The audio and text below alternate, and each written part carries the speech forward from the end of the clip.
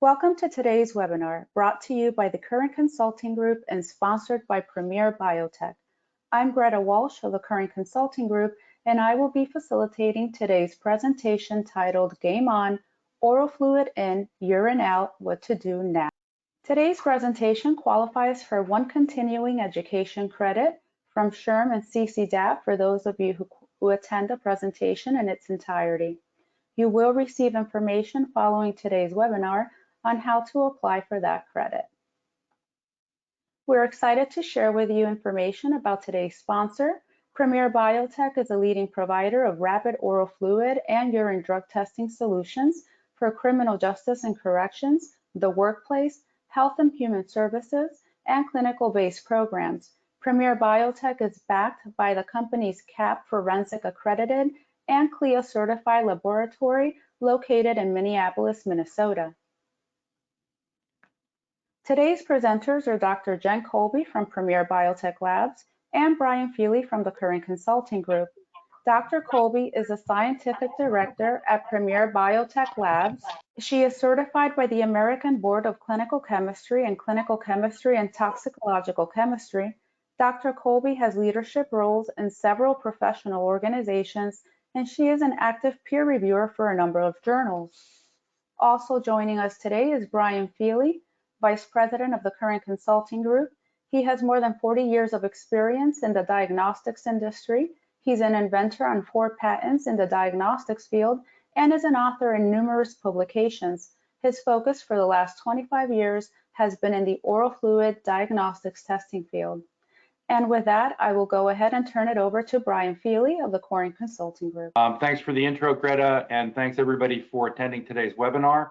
Like to just say a couple quick things on behalf of Premier Biotech. You know, this is a company I've known for many years and have worked with on a variety of different drug testing methods, products, and you know, just a really great organization on top of a really good rapid drug test, the oral tox device, which we'll be talking about a little bit in this presentation. They're also a great laboratory and located up in Minnesota, have done a great job building that organization, and I'm pleased to be presenting on behalf of them and thank them for their sponsorship for this. I'd also like to say, greetings to Dr. Colby. I'm pleased to be co-presenting with you today. We haven't gotten to know each other real well, but we have sort of in the last week, and it's been a pleasure, and I look forward to co-presenting this with you. So just in terms of the agenda, we're going to bounce back and forth a little bit. I'm going to cover a couple of these upfront topics on the shift to oral fluid drug testing, a little bit about SAMHSA guidelines, talk about state laws, and Dr. Colby will talk a little bit about oral fluids and how they work, with a kind of a new piece in there talking about the psychoactive drug form of THC versus the non-psychoactive drug form. Very new terms for us to be referring to in our industry. And then we'll talk a little bit about implementing an oral fluid testing program. So why the shift to oral fluid drug testing? A lot of things have gone on over the last 20 plus years, and I've been involved in oral fluid testing for probably 25 now, spending a lot of that time with OraSure Technologies when we first got into helping with providing data and some of the initial work that was done by DTAB to add things like oral fluid to the HHS guidelines and DOT. So there's been a lot of things going on relative to oral fluid testing. And, 3 significant trends. Of course, you have the SAMHSA guidelines, which were issued some time ago in 2019. And those allow oral fluid testing for federal employees.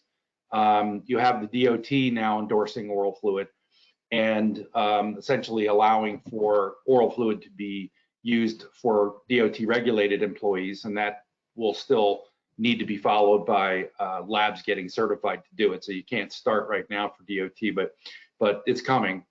You have the legalization trend. You can see the marijuana map to the left there, where years ago, for all of us that have been in the industry for a while, this would have been a white map, and you wouldn't have seen all of these colors. And so, but over time, legalization, obviously a real thing. It's happening across the US, both in terms of medical marijuana use and recreational marijuana use. And so, that's a major trend in our industry that's driving toward methods that are able to focus on recent use detection rather than lifestyle. So we'll be talking about that a little bit more. And then workplace laws are just changing because of all of that, particularly in regard to marijuana. We're going to talk a little bit about California and Washington and how those states have adopted language that really begins to phase out or prohibit urine testing for most of the non-regulated market. So what to do about that?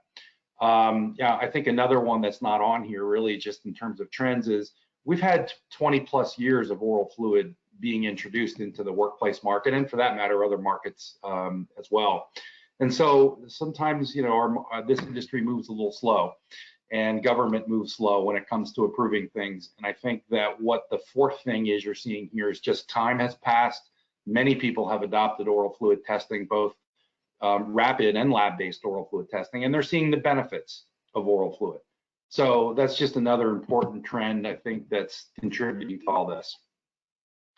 And the data supports it. So Current Consulting Group does a survey every year of the industry and as well as employers.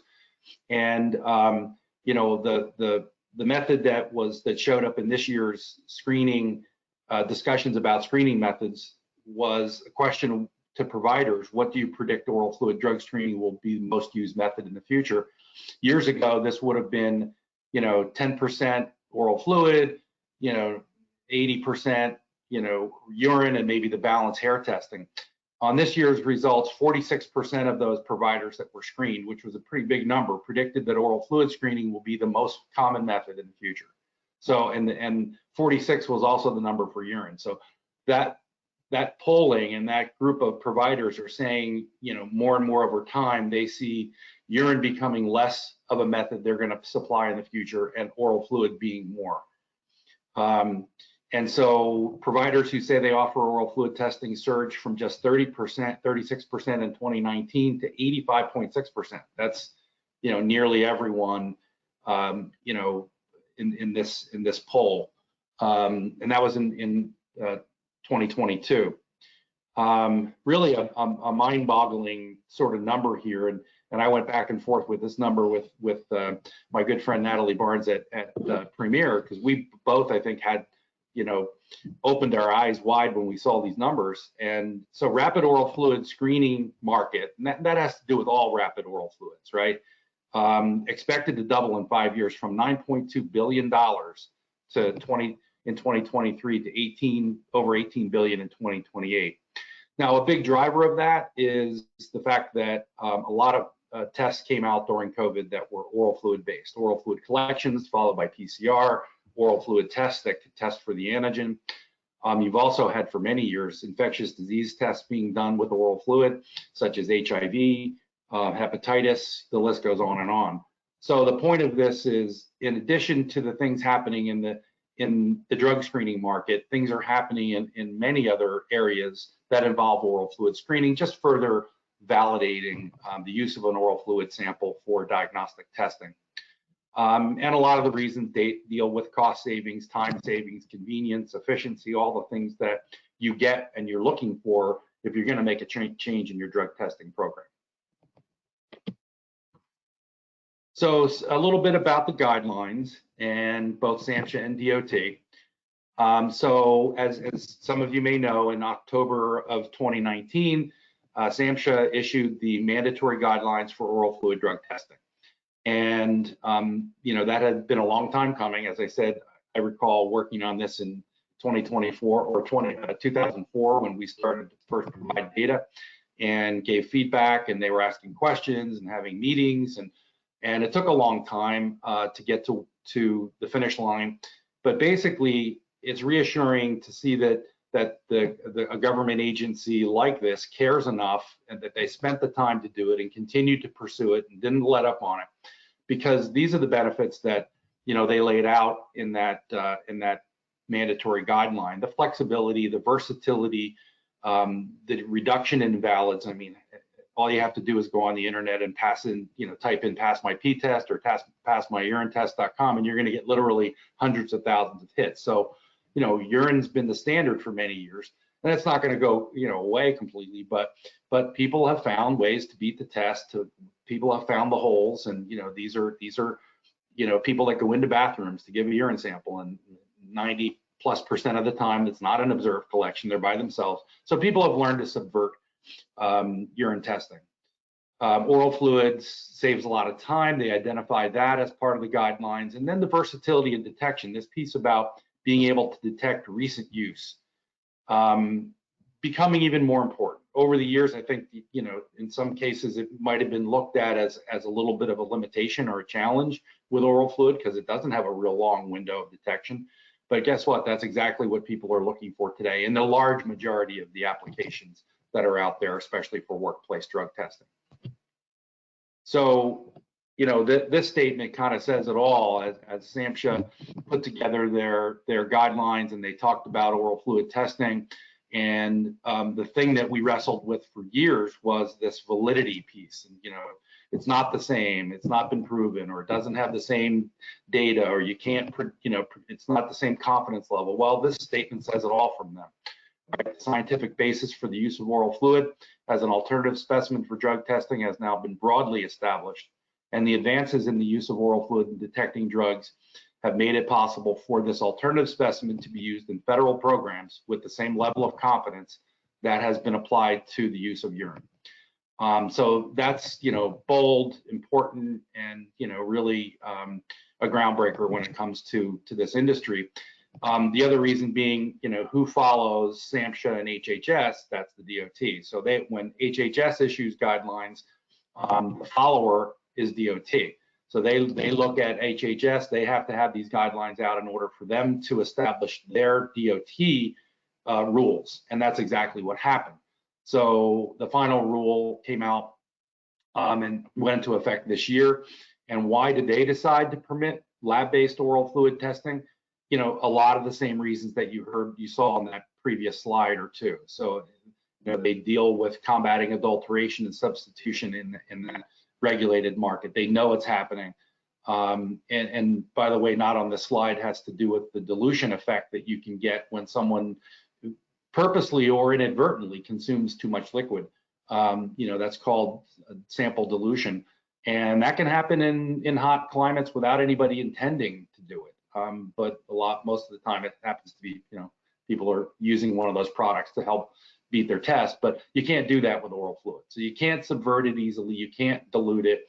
All collections are directly observed. They pointed out cost savings. They talked about the ease of collection and, fewer requirements basically for facilities where collections are going to be done. That window of detection, that tighter window of detection they called out, which leads to the recent use aspect. So, these are part of the trends driving the shift. And because, as you'll see in the next slide, we're going to talk about the majority of the market. So you have what SAMHSA predicted and talked about in their mandatory guidelines was the conversion from what they think would happen from urine to oral fluid. And they estimated in the first year about 7% of the approximate 150,000 federal employee tests that are done would transition, and then that would increase to somewhere between 25 and 30% after 4 years for federal employees. SAMHSA also estimated a transition of what they have in their regulated pool, which is about 6 million annual tests that are done, that about 1.5 million would transition to oral fluid. And frankly, I think both of those numbers are conservative, as well as this one, which is, if you take that as a basis for the numbers and you look at the other 40 million non-regulated tests that are done out there, that's really the majority of the customers we serve, right? That they would transition to oral fluid. So you have, another 10 million there. And I believe that to be conservative. So I think we're looking more like numbers of 40 or 50, maybe even north of 50% eventually that of the market's going to do oral fluid testing. It's just there. All the trends are there. The demand is there. The need is there. It's just a matter of time. So, that's all good. Of course, there are state laws to deal with in all of this. The good news is when you're talking about most forms of oral fluid testing, both lab and rapid, most of the states permit the use of both rapid and lab-based oral fluid tests. Here, I think we threw in Vermont as a state that somehow has a prohibition against rapid oral fluid tests. And you know, of course, there are state laws that everyone has to adhere to, and you got to know your state laws. And what are some of the exceptions within those state laws to use one test or another? Of course, there are things like laboratory licensing requirements that go along with the use of a rapid test. There are, you know, the use of FDA cleared devices such as oral tox that need to be used if you're going to do a rapid test in some states. There are even some states that right now don't allow laboratory-based oral fluid testing, such as Maine, Hawaii, and Vermont's another one for whatever reason. And so it's not that they're against oral fluid, it's just that they haven't gotten around to modifying those HH or those guidelines, those DOH, Department of Health guidelines that typically drive state law. And they're all going to eventually, you know, in particular with lab-based oral fluid, they're all going to come around and add those 3 states because of HHS and DOT. So the good news is that you can do rapid oral fluid testing in a lot of states, as well as lab-based testing. So that's helping drive the shift. And you know, 2 state issues that have come about recently that are playing right into oral fluid testing. One is the California AB 2188, of course, going into effect in January, right around the corner. And that law, if you haven't seen it, and you're in California, the next one's going to be Washington. You need to be aware of it. It's unlawful for an employer to discriminate against a person, and this one has to do with both hiring and dealing with an existing employee for termination or any condition of employment. If that discrimination is based upon you using a drug screen that picks up the non-psychoactive cannabis metabolite. What is non-psychoactive cannabis metabolite? Well, Dr. Colby's going to talk about that a little more in a second, but essentially it's what you pick up in urine and hair. That's the metabolite. It tells you what somebody did, you know, days or weeks ago, not what they're doing now. And so you can sort of see with the legalization of marijuana and the rewriting of laws, you know, there's a move on to, you know, shift away from drug screening, period. I mean, that's what the pro marijuana groups would want.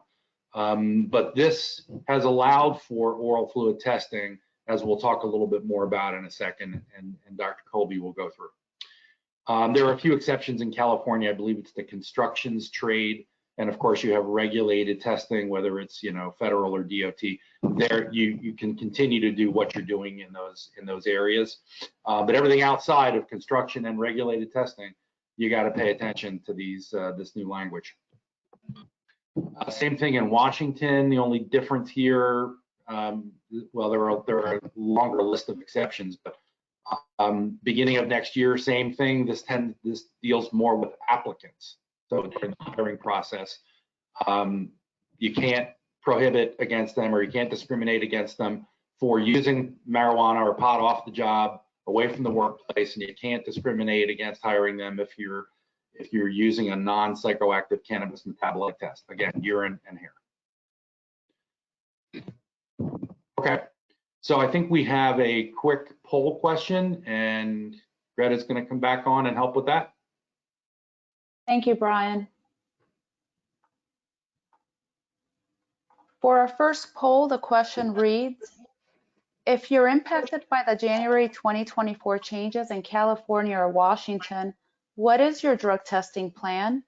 Keep urine testing but drop marijuana, add oral fluid testing just for marijuana, switch the full program to oral fluid, or please send us help. Please go ahead and participate. We'll give it a few seconds for everyone to choose an answer. And the results indicate that 35% plan to keep urine testing but drop marijuana. 17% plan to add oral fluid testing just for marijuana. 43% plan to switch the full program to oral fluid, and 4% only need help. Back to you, Brian. Thanks, Greta. Very interesting. And I think that shows just in that 43% category that a lot of people are looking at switching to oral fluid. The downside of switching to oral fluid for just marijuana is, it sometimes is complicated to get in. I don't want to get too far into the toxicology piece of this, but you don't necessarily want to be combining urine and oral fluid testing for different drugs. They have different windows of detection and can mean different things. And so, we can talk more about that, but I think that shows that a large percentage of people listening in on this webinar are thinking about switching to oral fluid, and rightfully so. All right, so let me go to the next slide, and I'm going to ask Dr. Colby to come in and help with these slides. Hello, everybody. So I have the treat of getting to talk about the science, and Brian has alluded to some of these things already, so we'll do a little bit of a deeper dive here. So for high level, what is oral fluid? It is closely related to blood.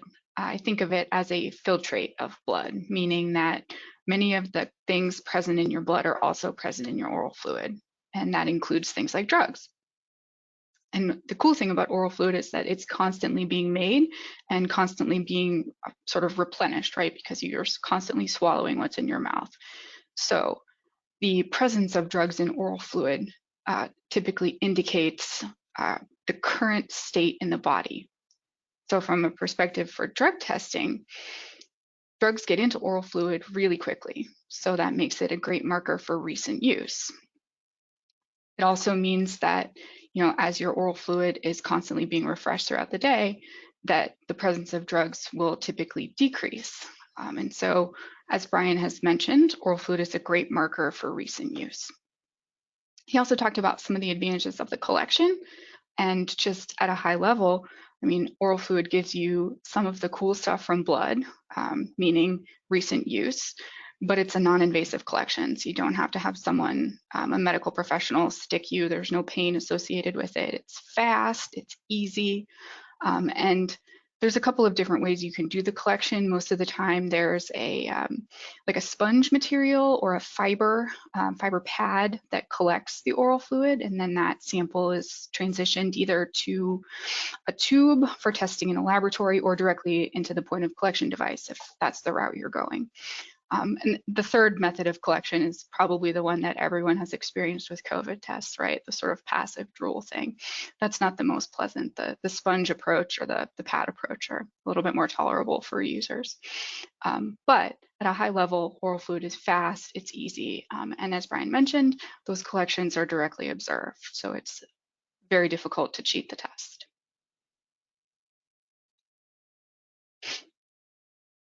So one of the topics that we wanted to touch on, because this is sort of an evolving area in the field, is the concept of parent drug or active drug. So just like blood, oral fluid typically contains parent drugs.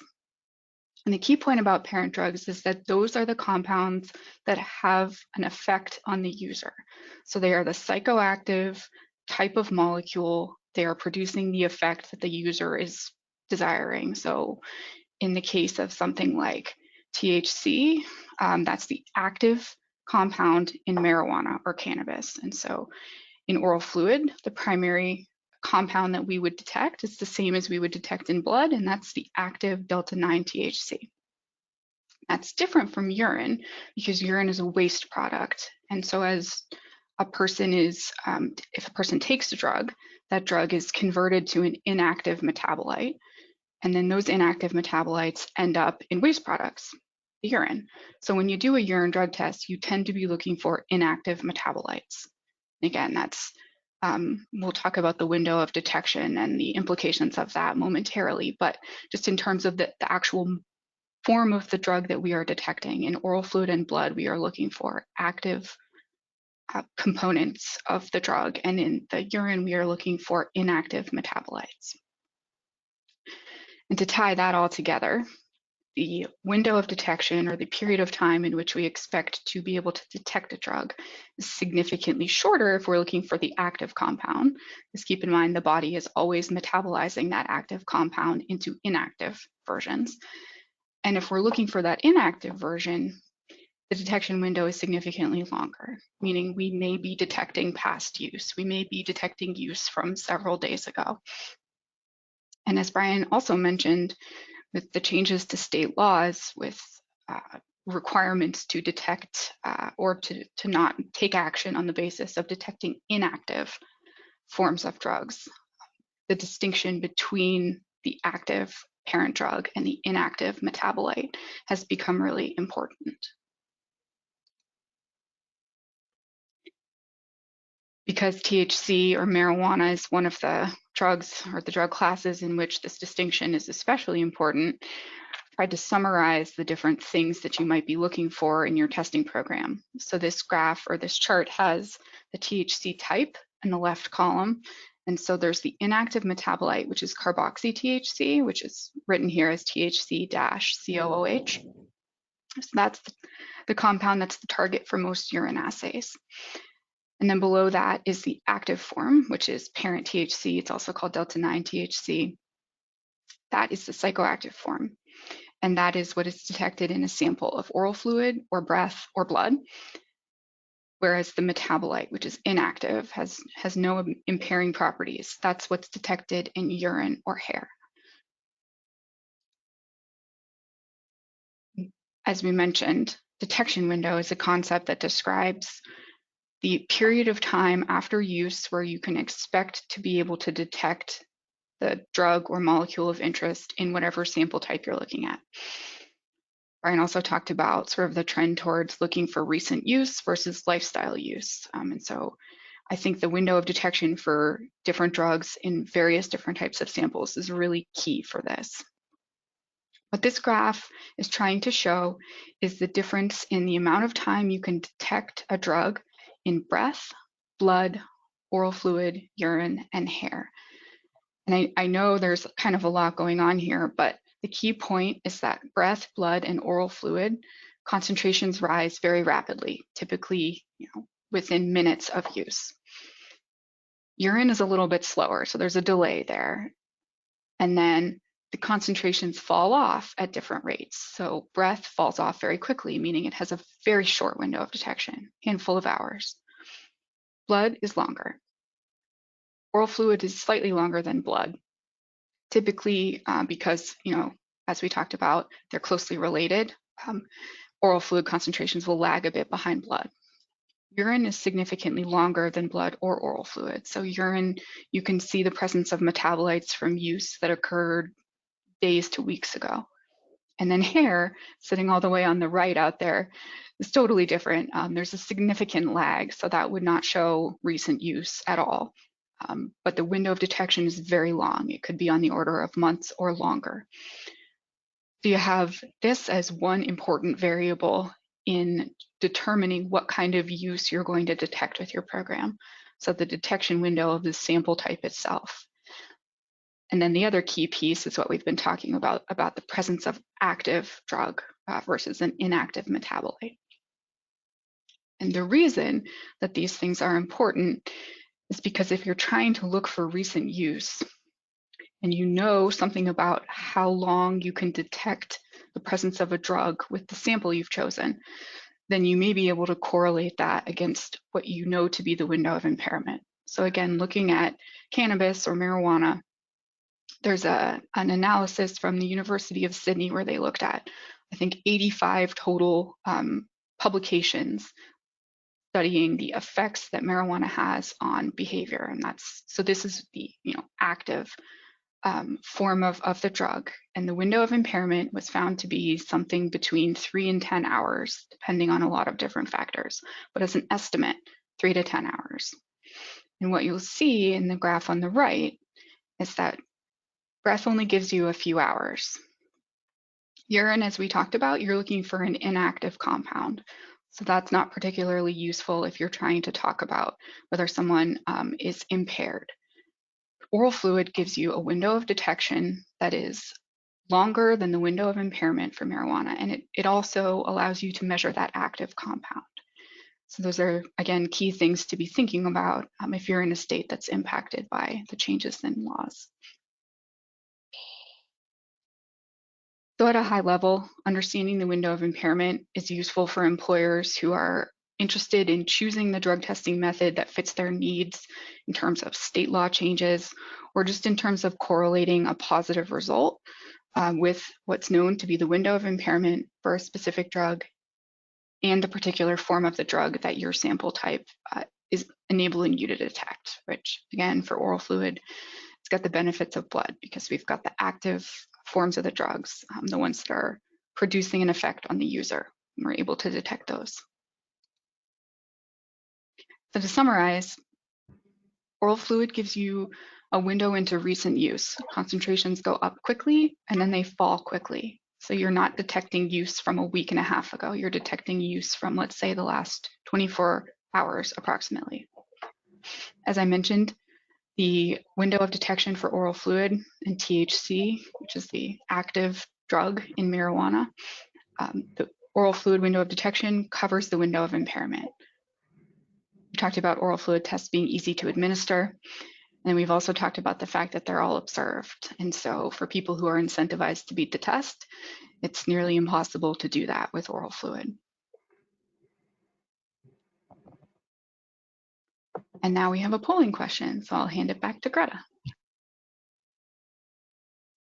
Thank you, Dr. Colby. And for our second poll, the question reads, what do you need to implement oral fluid drug testing where you work? More information, policy update, confirmation of legality, nothing, we already do. Once again, we'll give it a few seconds for everyone to participate and choose an answer. And the results indicate that 7% need more information, 44% need to update their policies, 19% need to confirm the legality, and 30% said they need nothing because they already conduct oral drug testing. Very good. Those are interesting results. And for what it's worth, for you folks who are interested in updating your policy, that's something Current Consulting Group can certainly help with. That's one of the key things we do in the compliance area. So feel free to reach out to us. You know, I found that the discussion from Dr. Colby interesting in just having to talk about things like psychoactive form of drug and non-psychoactive form of drug. You know, people are getting into a new realm of terminology that you know, most of us probably wouldn't have expected, you know, that's probably only going to continue as people find ways to legalize substances. You know, it could very well be that we'll see more of the same thing with things like, you know, psilocybin, which are used to be called, or maybe still are, magic mushrooms, and other things that are out there that people do want to find a way to legalize. There's a path. And so that was very interesting. Thank you, Dr. Colby, for that overview. And I want to mention that while we've tended to focus a lot on marijuana in this discussion, bear in mind that all of the other substances that are detected with oral fluid, cocaine, methamphetamine, the amphetamines class in general, things like opiates, oxycodone, all of those are very effectively detected in oral fluid and have, you know, very, very similar positive rates to what you see in urine, if not even slightly higher. So that's just something to keep in mind. We've gotten so focused on marijuana over the last couple of years. I just wanted to throw that out there. So, okay, what is, we're going to talk now for just a couple of slides about a pilot program and what might be involved in it, so that people can get an idea. If you've never done one, what are some of the things you should be thinking about? And so, you know, when I was at OraSure, we spent a lot of time piloting oral fluid, and they still do that, as Premier does. And it's a really important step in the process because it gives the consumer and the provider, if there's another provider in the middle like a TPA, a way to demonstrate the effectiveness of a new tool, of a new technology to a customer who's really not familiar with that product or that technology. And sometimes the the initial part of that is just educating and people getting to know what is that sample, what is it about, how does it work, why is it accurate, and all those things that have been answered now about oral fluid testing. But when it comes to the actual pilot program, I think it's important, like anything else we do in the workplace, that there's a plan in place, that you know, in this case, you assign someone to be the point person within your company that's going to manage that program. You know, that there's a decision-making team, like with so many things, getting cross-functional teams involved and making sure people have some say and some buy-in becomes really important when it comes to making decisions. So make sure the right people are involved if you're going to run a pilot program. Identify the, you know, 3 or 4, maybe 5 sites that you really want to run and have involved in the pilot. They shouldn't be small numbers of samples, really, to get good statistical information that represents what that program is really going to look like. You should have hundreds, if not thousands, of data points. This slide shows between 1,000 and 5,000 total tests, which really does give you a good idea. And if you're a smaller, you know, group and you don't have that number of tests that you do annually, you can certainly scale that back. But the point is, make sure you're representing a couple of your representative locations that kind of fit your program.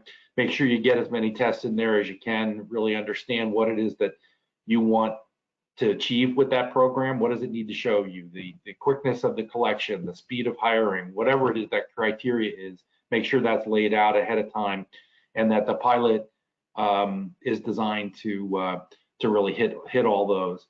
Typically, we've seen these things go for usually a month, sometimes a little shorter. You know, not uncommon for an organization within a couple of weeks to see really what they wanted to see from a program.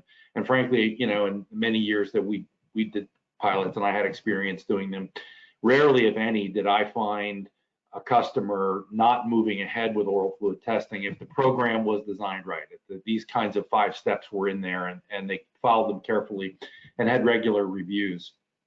So that's all an important part. Of course, your provider needs to be very involved in this.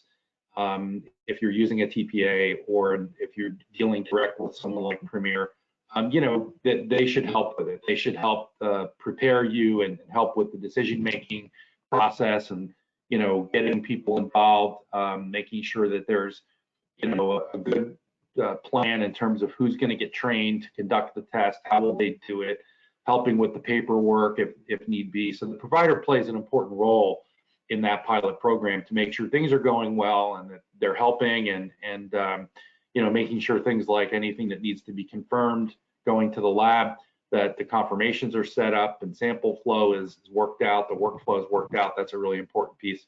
And then having periodic check-ins. You know, if you're going to run it for a month or 2 months, there should be at least a weekly check-in to say, hey, what are we doing? How's it going? Where are the samples? How are we on track toward our goals?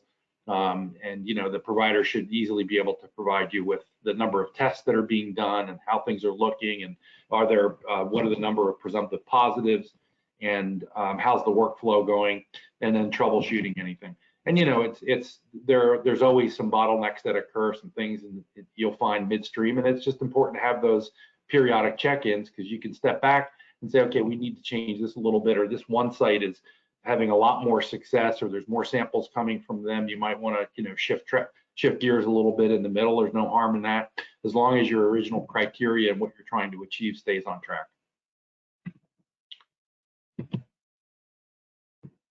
Okay, measuring the ROI. So this is really an important part of drug testing program, period. But in addition to that pilot program, you know, your pilot program has to show its effectiveness and its return on what it is you're trying to achieve, both in terms of the investment and time to do the pilot, but also in just the investment, more importantly, in your drug testing program long term. What are you really trying to achieve?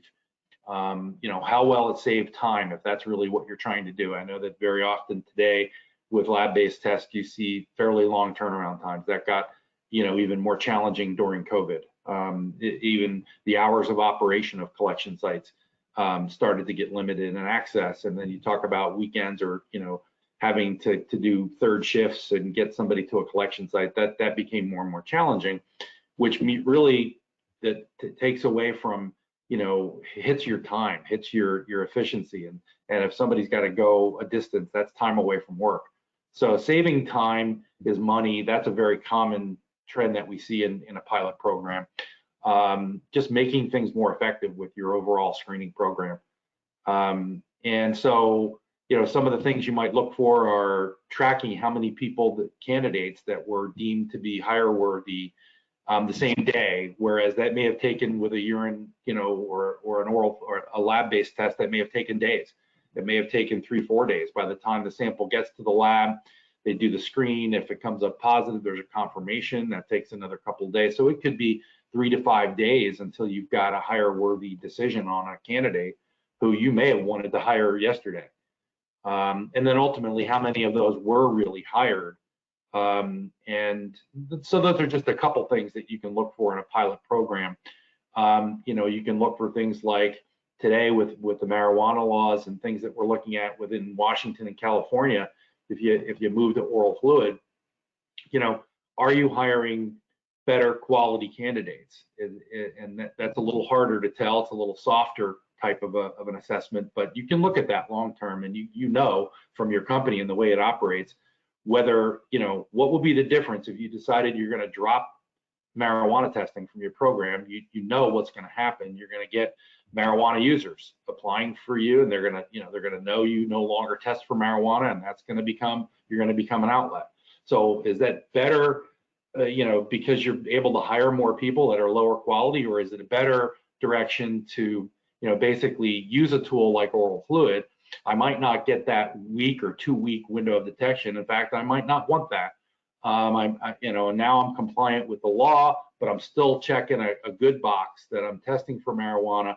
I know that I'm going to rule out some of the highest risk people, which are those people who are coming in, and are using the same day. I mean, if they're coming in to apply for a job and they're stoned, they got high that morning, they come up positive on an oral fluid test, you really don't want them working in your workplace. So that's another thing that you can look at in terms of pilots and effectiveness of the program. All right, so I'm going to kind of run a little tighter on time, but let's talk about the non-regulated market. So when we went through the discussion about SAMHSA and regulated employees, and I said there's 40 million tests that are done in the non-regulated market.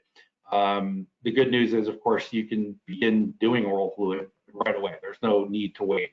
We talked about SAMHSA and DOT and the need for labs, so don't get that confused with non-regulated employers. People have been doing it for 20 plus years. You can do it too. Speak with your provider. Identify the objectives of the program. Make sure you do update that policy when you're going to update and actually adopt oral fluid testing. You need to have your not just your corporate headquarters looked at in terms of where that operates, but all the states that you operate in, how you're going to run that program, and make sure that there's addendums for your policy that cover some of those state-specific issues that you're going to want to call out in your policy.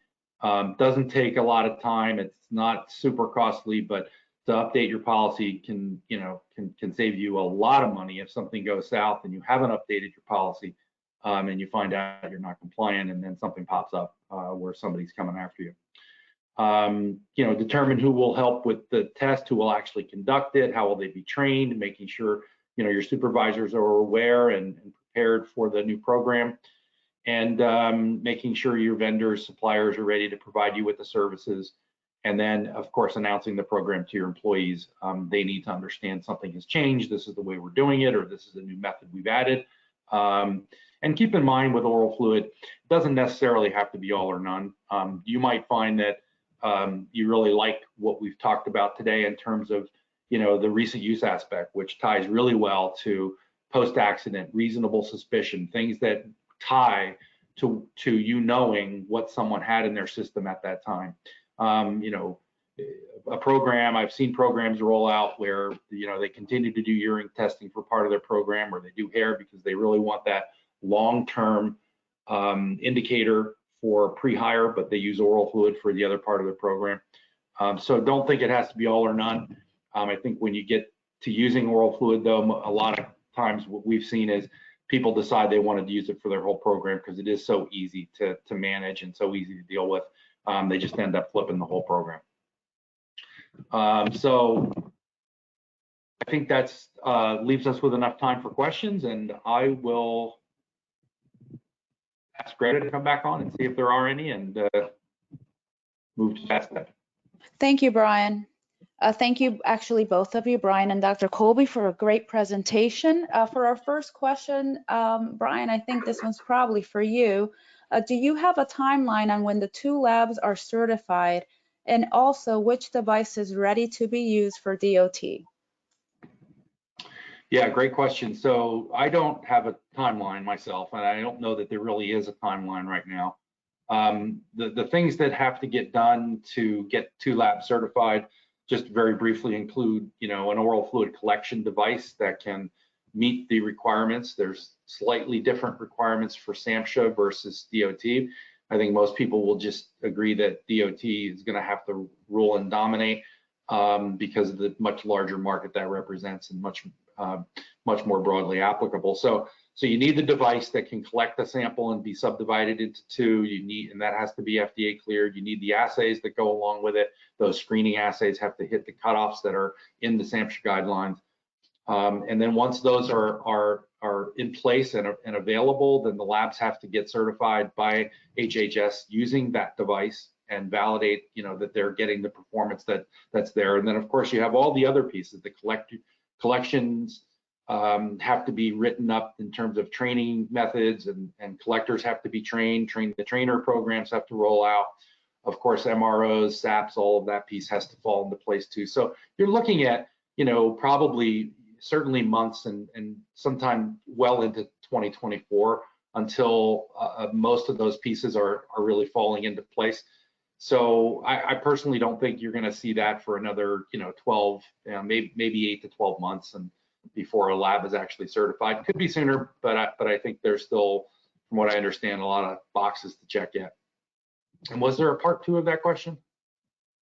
The second part, and also which device is ready to be used for DOT?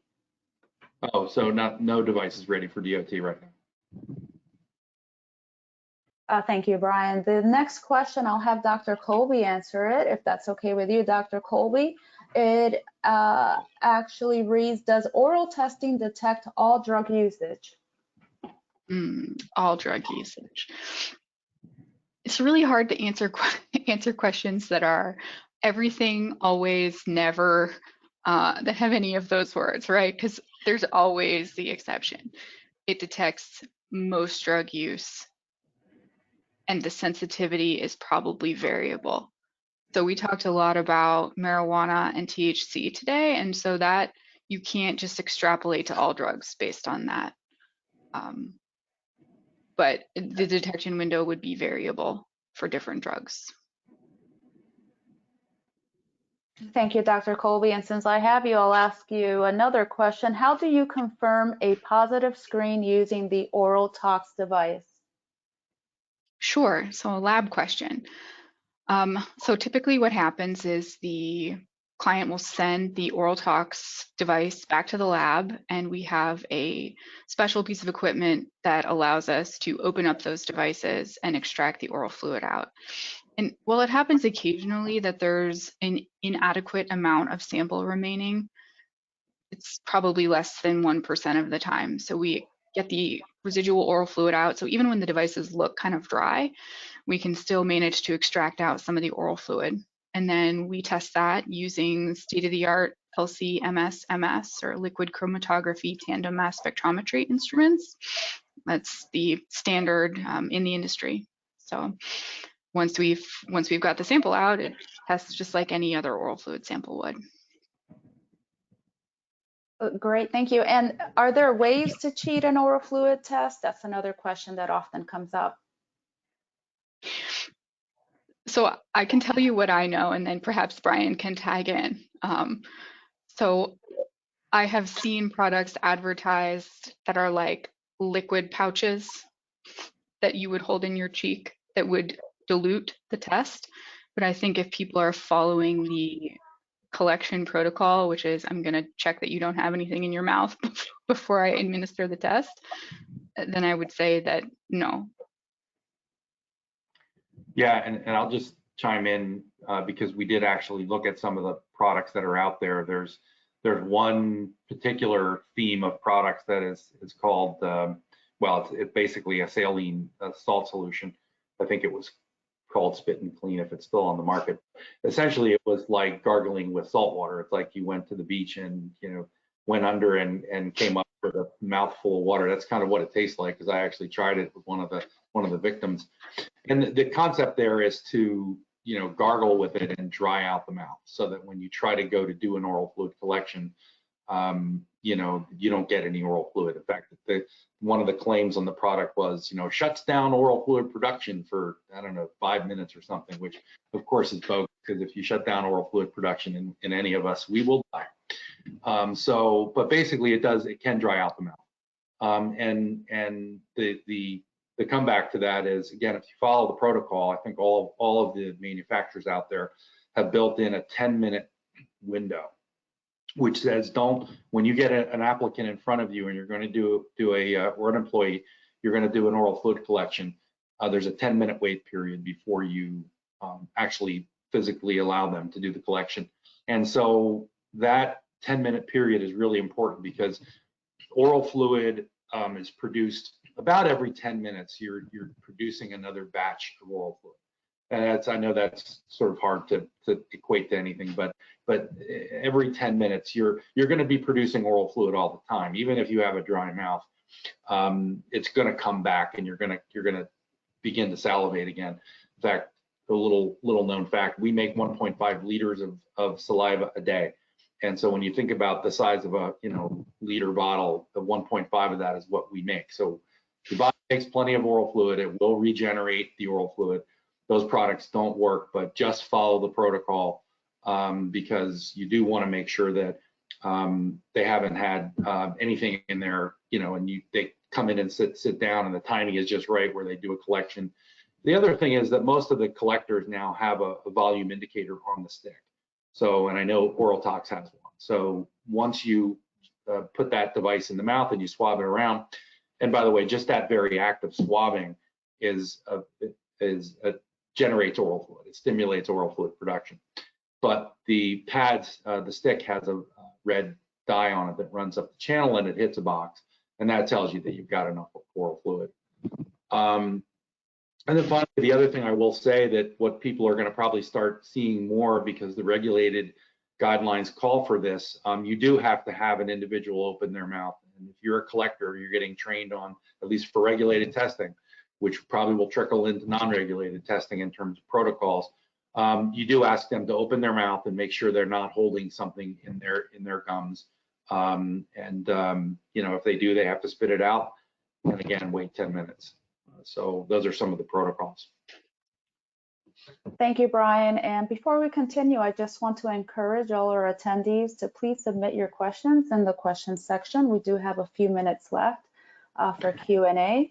I do have one, Greta, if I could. Absolutely. Throw it in there, because I think that one of the things that we didn't talk about, and that's important in any drug testing method, is the data collection step. And I just wanted Dr. Colby to maybe just quickly mention, like with Oral Tox, isn't there a way that you can have a program on your smart device to read the Oral Tox device and to record those results and actually integrate with you to do things like, other tests? Can you talk about that for a second?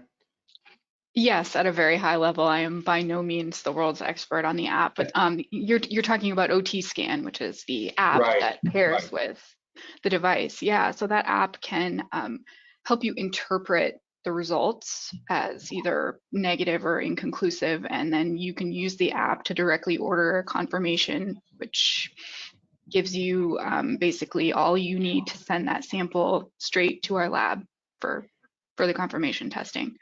So it's a really slick workflow. Yeah, and from what I understand, some of the states that have any of those requirements for lab licensing, and I think this might have happened in Minnesota, the actual OT scan that you guys have developed is a reader application that qualifies for that, fitting that lab licensure law. At least it did in Minnesota. So it's kind of like a mini lab, if you will. You're taking a result, you're not just reading it yourself. It's got to Right. go into this application that looks for the line and scans it. So Yep. that's, Yeah, it's a cool app. thank you for that. Greta, any other questions in the queue? Yes, there's actually another one, and it reads, are there oral fluid point of collection tests, also known as POCTs, available in the market that are as reliable as urine POCTs? From our internal data, we have a high percentage of false negatives with oral fluid POCTs. We require lab confirmations with all POCTs. Dr. Colby, I'll let you answer that first if you want. It's a piece of information, which is when you talk about a false negative, what drug are you talking about? Because Yeah. that's Yeah. And if talking you're about comparing, marijuana, that's an issue. and if you're comparing to urine, I mean, we talked a lot about the window of detection for urine. It's long, right? And so you're not really comparing apples and apples. If you're collecting a urine sample from me right now at the same time as you collect an oral fluid sample, I would expect those to be different. Yeah. If, for example, well, now I'm making bad examples using myself, but you know, if I had used something over the weekend and 4 days later you're testing me, I could be positive in urine and negative in oral fluid. And that Yeah. would be totally appropriate and doesn't indicate anything wrong with either test. You're just measuring different things. Right. And it ties back to that window of detection. So Right. I know we had samples that we had reported back to us that were oral people when they did pilots looking at oral fluid versus urine. And we had some cases where oral fluid came up positive, urine was negative on students in school testing. And people were asking the same question, well, why is one positive and one negative? Well, that's a classic example of where there was a very recent use. Someone came in, they were out at recess or whatever it was. I guess you don't call it that in high school anymore. You call it what we're out on, skipping school, and you decide to come back, whatever. So they came back in and were flagged. They got an oral fluid test, came up positive, but the urine was negative. Well, that's because it didn't metabolize yet and end up in the urine sample. And that can take 6 to 8 hours. So you can find situations based on window of detection where oral fluid will be negative and urine, or oral fluid will be positive, urine will be negative. Just like you'll find situations where urine will be positive and the oral fluid will be negative based on that window of detection. I think the other thing to keep in mind with marijuana is that the limits of detection and the sensitivity, as we call it with these tests, is a little different for lab-based oral fluid than rapid oral fluid. So, that's a higher cutoff in a rapid oral fluid device. And so what that higher cutoff means is, you're going to see people that are really recent users over whatever 6 to 8, maybe 10 hours with a rapid oral fluid test. With lab-based, that can tend to be 24 to 36 hours as the data shows from industry. So be aware that there are some differences between rapid oral fluid and lab-based oral fluid for THC in particular, which has tended to play a benefit. People have seemed to like that. So, you have to be careful when you're talking about accuracy of one test versus another when you're comparing different matrix, different sample types, because you are going to get differences in positivity and negativity rates. But for whoever asked that question, I'd be happy to chat more offline. I'm sure Dr. Colby would as well. If you want to get into the specifics about the drug and the device and the scenarios, we'd be happy to talk more about that. Thank you, Brian, and thank you, Dr. Colby. We are past the hour, so let's go ahead and wrap things up for today's presentation. On behalf of the Current Consulting Group and Premier Biotech, we hope you have found today's presentation informative and helpful. Once again, I want to thank Brian Feely and Dr. Jen Colby for speaking on this topic and sharing their expertise. And I also want to thank Premier Biotech for sponsoring today's webinar. If you submitted a question that we didn't answer here today, we will answer you offline. We will also send you information in a follow-up email on how to access the recorded version of today's presentation. And in addition, we will also send out continuing education information for those of you that qualify to receive 1 credit for attending today's presentation in its entirety. Thank you for your attendance today, and this concludes today's webinar. Have a wonderful day.